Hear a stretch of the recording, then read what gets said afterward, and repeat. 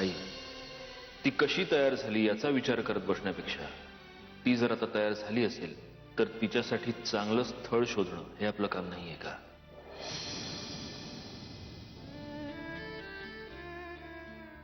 वहिनी, मला बोलिवलंस? हो, बसा. जरा महत्वाचं बोलायचं होतं तुमच्याशी. बरेच दिवस बोलीन बोलीन म्हणत होते आणि राहून जात होतं. मग बोल की. विषय जरा नाजूक आहे पण महत्वाचा आहे. म्हणजे प्रियाच्या लग्नाबाबत आपण काहीतरी करायला पाहिजे, म्हणजे तसा विचार करायला पाहिजे. त्यात काय विचार करायचा? अहो, तिच्यासाठी स्थळ नको का बघायला? म्हणजे तू तिला सून नाही करून घेणार? पण या विषयावर आपलं बोलणं झालं होतं वहिनी. मग आता हे काय बोलायलीस?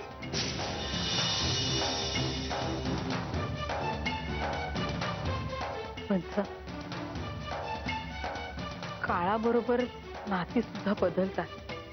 म्हणजे अगदीच बदलतात असं नाही, पण त्यावर पुन्हा एकदा विचार करावा अशी परिस्थिती निर्माण होते. वहिनी, जे काय बोलायचंय ना ते स्पष्टच बोल. पंच, अहो, बदललेल्या परिस्थितीमध्ये प्रियानं सत्यजितला विसरणंच योग्य नाहीये का? तिचं स्वतःचं नवीन आयुष्य, नवीन संसार हा सुरू करणं हे जास्त बरोबर नाहीये का? म्हणजे वहिनी, पुन्हा तिचं मन मोडायचं. अगं, तूच तिला सांगितलं होतंस ना, म्हणूनच तिने स्वप्न रंगवलीत ना की ती या घरची सून होणार, सत्यजित बरोबर संसार करणार, आणि आता तू हेच बोलायलीस? पंच, आपण थोडं समजून घेऊन निर्णय घेऊया ना. म्हणजे तू आता समजा ठरवलंच आहेस? तसं नाही हो, आपण शांतपणे विचार करूया. अगं, सरळ सरळ एका वाक्यात सांग ना. मंजिरी तुला तर देवी वाटायला लागली. पंच, तसं नाहीये. थोडं समजून घ्या. एखाद्याचा संसार कधीतरी मोडणार, या आशेवर एखाद्याने जगणं हे कितपत योग्य आहे? हे बघ, शब्दाचे महाल बांधू नकस. आज तुला मंजिरी महत्वाची वाटतीये म्हणून मागं तिनं केलेली करणी समधी इसरून जायची, हे कितपत योग्य आहे? पंच, प्लीज, मी तुम्हाला विनंती करते हो, थोडं समजून घ्या. नाही, मी तुला शेवटचं सांगते. मंजिरीला या घरातून बाहेर काढायचं आणि प्रियाच या घराची सून होणार. मग बघ, सत्यजित आणि आपलं हे घर सुखी होऊन जाईल. माझ्या एका प्रश्नाचं उत्तर द्या पंच. मंजिरीच्या बाळाचं काय? का? प्रिया होईल की सत्यजितच्या बाळाची आई.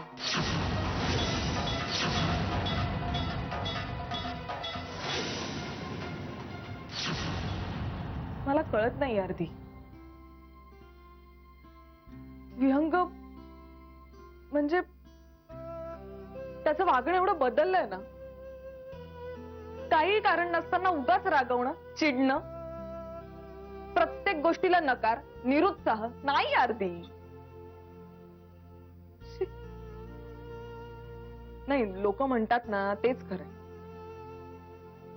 लग्नानंतर नवरा प्रियकर राहतच नाही. त्याचं प्रेम बरोबर दुधासारखं आटत जात आणि त्यावर स्थिर साय जमा होते.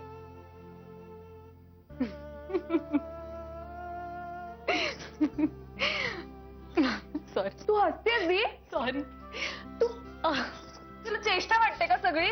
मी जे सांगते ते विनोदी वाटतंय? मधुरा, असा काय विचार करतेस तू बाळा? आणि विहंग भाऊजींचं तुझ्यावर किती प्रेम आहे हे तुला माहित नाहीये का? तेव्हा बाबांच्या, यांच्या सगळ्यांच्या विरोधात जाऊन त्यांनी तुझ्याशी लग्न केलं. असा विचार नाही करायचा मधुरा. आणि हे काय असं लग्नानंतर प्रेम कमी होतं असं कोण म्हटलं तुला? प्लीजच दी, तू त्याची बाजू घेऊन बोलतेस पण तुला खरी परिस्थिती काहीही माहित नाही.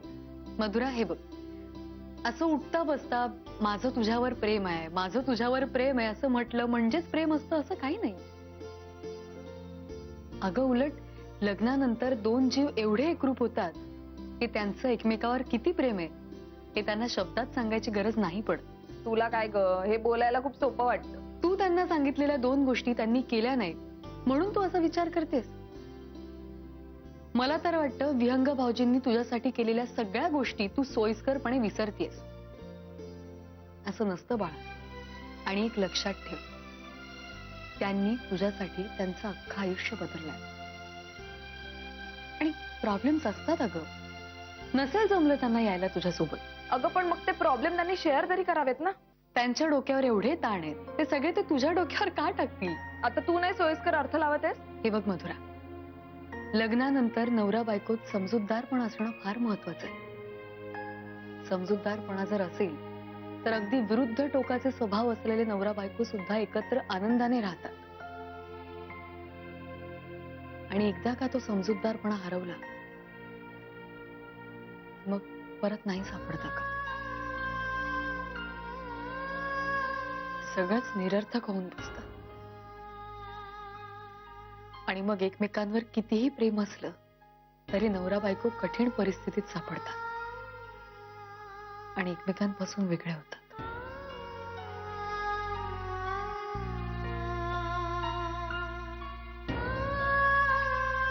दी, तू जे काही बोलतेस ना ते कळतंय का मला, अगदी खरंय.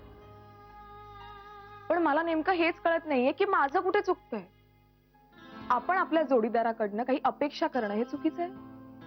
आणि मुळात खूप काही मोठ्या अवास्तव अशा अपेक्षा नाहीच आहेत ग माझ्या. मुळात काय, मी ना असा संसार इमॅजिनच केला नव्हता. खरं सांगू, विहंग आणि माझ्या प्रॉब्लेम्स बद्दल मला एक दिवस तुझ्याशी बोलावं लागेल हे मला कधीच वाटलं नव्हतं. आणि आता बघ काय परिस्थिती आहे. मधुरा, मधुरा बाळा, असं नसतं अगं. नाही यार, मी नाही सहन करू शकत आहे. मधुरा, मधुरा, अगं सगळं व्यवस्थित होईल बाळा. तू नको काळजी करूस. हे बघ काय नाही, या सगळ्यासाठी थोडा वेळ जायला हवा बस. मग सगळं पूर्वीसारखं सुरळीत होईल. आणि मग तेव्हा विचार करशील हे जे काही प्रश्न मला पडत होते ना ते किती चुकीचे होते म्हणून. 2 + 2 = 4 असा संसार कधीच होत नसतो. येईल ते तुझ्या लक्षात. पण माझ्यावर विश्वास ठेव, सगळं पूर्वीसारखं सुरळीत होईल. काळजी करू नकोस.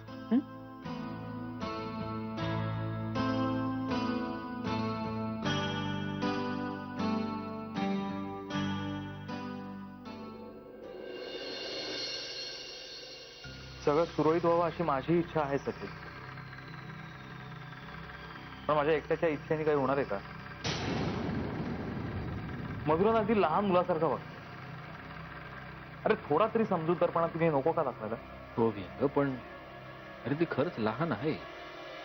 आणि बघ कसं आहे, जसे आपण आपल्या बिझनेस मधले क्रायसिस मॅनेज करतो तसेच आपल्याला आपल्या पर्सनल आयुष्यातले क्रायसिस सुद्धा मॅनेज करावे लागते. तुला हवं असेल तर मी बोलतो मधुराशी.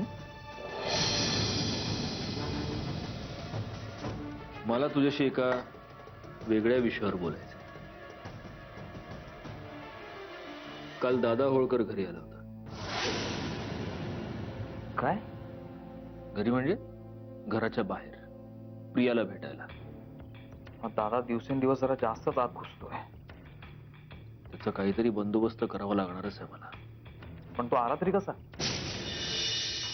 त्याचं असं म्हणणं होतं की प्रियाचे काही कपडे, काही वस्तू त्याच्याकडे राहिल्या होत्या, त्या परत करायला तो आला. त्यानं प्रियाला फोन करून जवळजवळ धमकावलं की जर ती त्याला भेटायला बाहेर नाही आली तर तो घरात घुसेल. आणि म्हणून मग तीही गेली. अरे मग त्याचा फोन आला हे लगेच तुला प्रियाने का नाही सांगितलं? माझं झालंय हे तिला विचारून. घाबरली ती. तिला असं वाटलं असेल की मला जर कळलं तर मग वेगळा काहीतरी राडा, म्हणून मग ती गेली त्याला भेटायला. कोइन्सिडेंटली तिथे त्या दोघांना गौरांगनी एकत्र पाहिलं आणि त्यानं मला हे सगळं सांगितलं. पण मग आता काय करायचं तुझ्या डोक्यात? काय नाही, मी दादाची पोलीस कंप्लेंट करणार आहे. त्याने काही उपयोग होणार आहे का सत्यजित? मागच्या वेळी दादानी काय नाटक केलं होतं माहिती आहे ना? यावेळी तो असंच काहीतरी सांगणार. प्रिया स्वतःहून त्याला भेटायला आली असंही तो सांगायला काही कमी करणार नाही. आणि तसंही कोणी कोणाला भेटलं हा काही गुन्हा होतो ना? आता त्याचा हेतू काही वेगळा जरी असला तरी तो आपल्याला सिद्ध नाही करताय. त्यामुळे काय होणार, तो परत एकदा सुटणार. अरे मग मी काय फक्त गप्प बसून बघत राहायचं काय सगळं? काहीच उपाय करायचा नाही? उपाय आहे सत्य, आणि आता आपण जो उपाय करू ना तो कायमचा असेल. पण त्यासाठी थोडा तरी वेळ जाऊ द्यावा लागेल ना.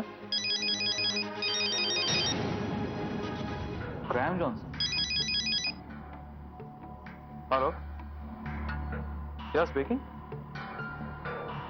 ओके,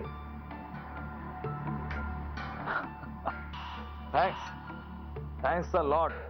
या, bye, have a nice day. Satyajit, आपले वाईट दिवस संपले आता. म्हणजे अरे ग्रॅहम जॉन्सनचा फोन होता. त्यांनी आत्ताच आपली बॅलन्स अमाऊंट आपल्या अकाउंटवर ट्रान्सफर केली.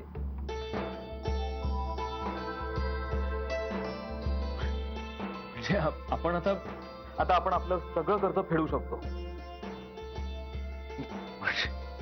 आपण आता विहंग, मी सगळ्यात आधी पुण्याला जातो, बाबांना जाऊन भेटतो, त्यांचे सगळे पैसे त्यांना परत करून टाकतो, माझं घर.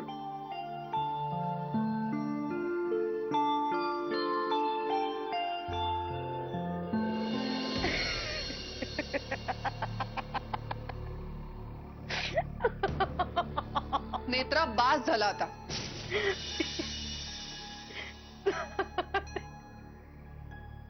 Sorry sorry. अगं पण माझ्या डोळ्यासमोर ना ते चित्रच जात नाहीये. दादा होळकरच्या हातात गिटार.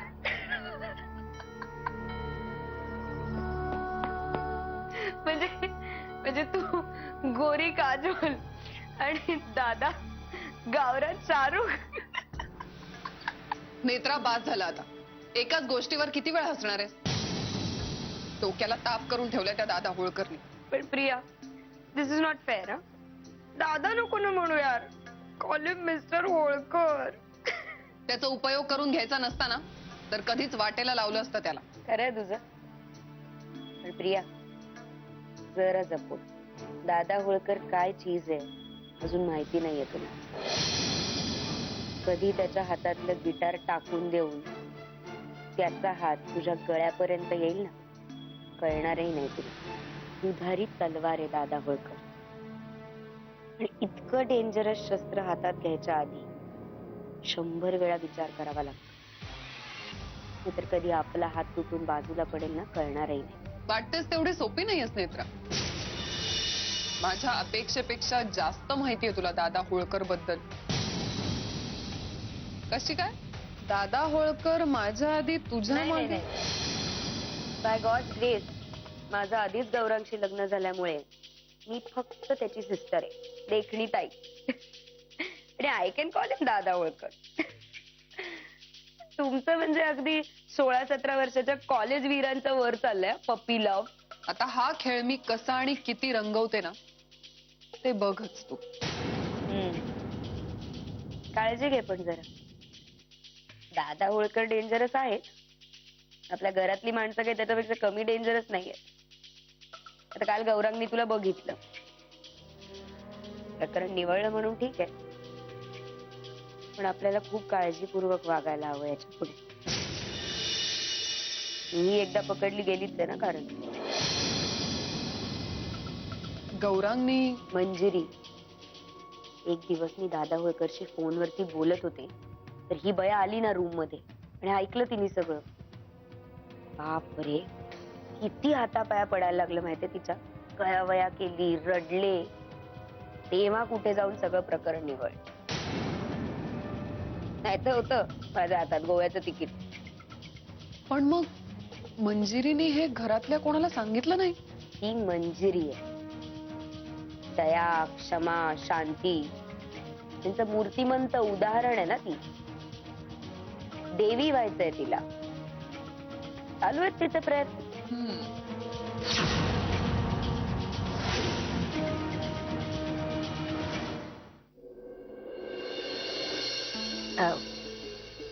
हे बघा शालिनी ताई, सगळे चांगल्या मुलांचे फोटो आहेत. खरं सांगू का, मी ना वाटच बघत होते तुम्ही प्रियासाठी मुलगा कधी बघायला सांगताय त्याची. सगळे राजबिंड्या मुलांचे फोटो ठेवलेत हा काढून. अगदी वेगळे ठेवले होते, अजून दाखवले नाहीयेत कुणालाच. हो, आता तुम्ही ही स्थळं आणली आहेत म्हटल्यावरती चांगलीच असणार म्हणा. आता हे फोटो तुम्ही प्रियाला दाखवा. तिला जो पसंत पडेल ना त्याची पत्रिका, घरदार, त्याच्याबद्दल बोलूच की आपण नंतर. काय आहे ना, आजकाल मुलांची पसंती आधी. अहो, तो काळ गेला आता. मोठ्यांनी निर्णय घ्यायचा, लहानांनी तो ऐकायचा. बरं, मी निघते आता. तुमचं काय ठरेल तसं कळवा मला. हा, अगदी फोनवरनं कळवलं तरी सुद्धा चालेल. बर, येते हा मी.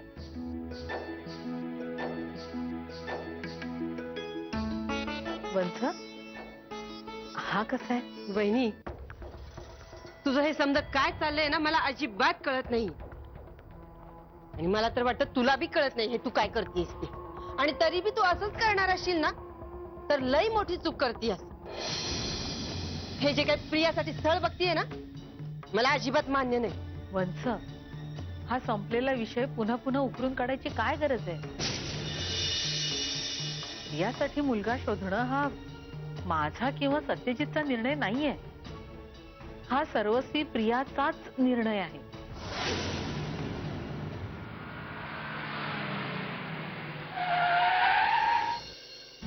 मंजिरी, अहो, आई, इतक्यात आलात सुद्धा?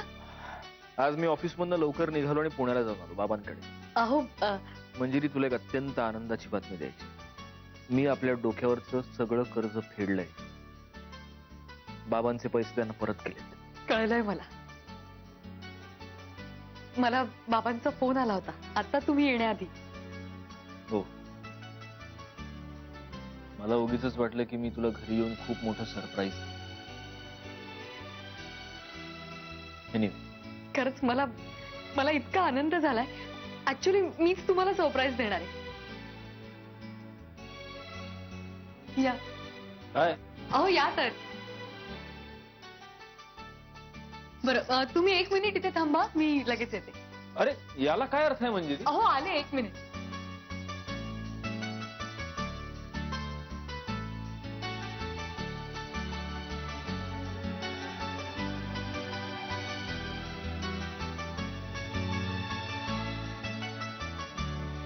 अहो,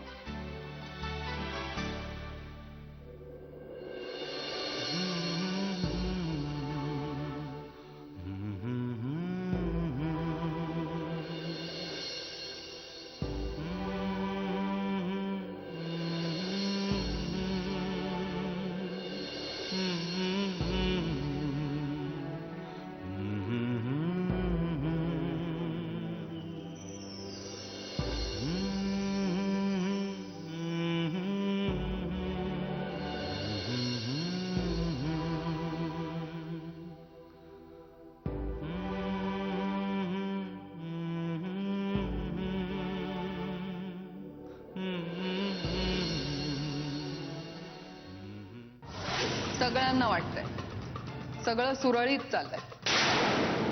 सत्यजितला पण वाटतंय चला सुटलो आपण प्रियाच्या तावडीतून. असं कसं होईल? सत्यजित, सगळं सुरळीत छान खूप दिवस नाही चालत अरे असं. हेही तुला मीच समजावून सांगायला पाहिजे. हरकत नाही, मीच समजावून सांगेन. आत्या, ये ना बस. काय आत्या, आजकाल माझ्याशी बोलायलाही वेळ नाही ना तुझ्याकडे? मी कशी आहे, माझी तब्येत कशी आहे हे बघावंसं नाही वाटलं तुला? पण जाऊ दे, ते काही असलं ना तरी मला माहितीये या सगळ्यांमध्ये सगळ्यात जास्त खरं प्रेम करणारी तू एकमेव आहेस. मागचं मागं सोड. आणि तू हे पुढं काय चालवलंयस ते सांगत. पुढे काय? अजून मला आरामाची गरज आहे म्हणून आराम करते. ते करच, पण तिकडे वहिनी तुझ्यासाठी मुलगा बघायला निघाली आणि तिला विचारलं तर म्हणते कशी तुझाच होकार आहे म्हणून. हो, मीच होकार दिलाय. तुझं डोसकं फिरलं या की अक्कल इकून खाल्लीस? अगं, ज्या सत्यजितचं सपान पाहिलंस त्यालाच सोडून निघालीस. अगं, काय काय नाही केलं सत्यजितला मिळवण्यासाठी. आणि तू हे काय बोलायलीस? ये बघ प्रिया, तुला कळतंय का? तू स्वतःच्या हाताने स्वतःच्या पायावर दगड मारून घेतीयास. माझा ऐक, आता काही महिन्याचीच गोष्ट आहे. एकदा का सत्यजितचं मूल जन्माला आलं की ती मंजिरी या घरातून आणि सत्यजितच्या आयुष्यातून कायमची निघून जाईल. अगं मग हे समजा तुझंच आहे. आत्या प्लीज, हे बघ, माझ्यासाठी सत्यजित आणि त्याचं प्रेम हा विषय संपलाय कायमचा. अगं तुला येड लागलंय का? काय बोलतीयस तू? माझा विचार झालाय. मी आता सत्यजित मंजिरीमध्ये कधीही येणार नाही. त्यांना त्यांचा संसार सुखाने करू दे. मी निघून जाईन, त्यांच्या आयुष्यातून कायमची निघून जाईन. आत्या, आधीच माझ्यामुळे मंजिरीच्या आयुष्यात तिला खूप त्रास सहन करावा लागलाय. तुला माहितीये, ती मला तिची जवळची मैत्रीण मानते, माझ्यासाठी एवढं काही करते. नाही, आता मी तिला आणखी नाही फसवू शकत. प्रिया, अगं इथंच तर जीव जळतोय माझा. त्या मंजिरीमुळे सत्यजित कधीही आयुष्यात सुखी होणार नाही. सत्यजित सुखी व्हायचा असेल तर तूच एक आशा आहेस आमची, आणि तूच असं बोलायलीस. अगं त्या मंजिरीनं सत्यजितच्या आयुष्याची काय माती केली हे बघितलंच नव्ह तू? अगं सत्यजितच्या आयुष्यासाठी तरी तू. आत्या, आतापर्यंत जे झालं ते झालं, पण आता यापुढे प्लीज मला माफ कर. अगं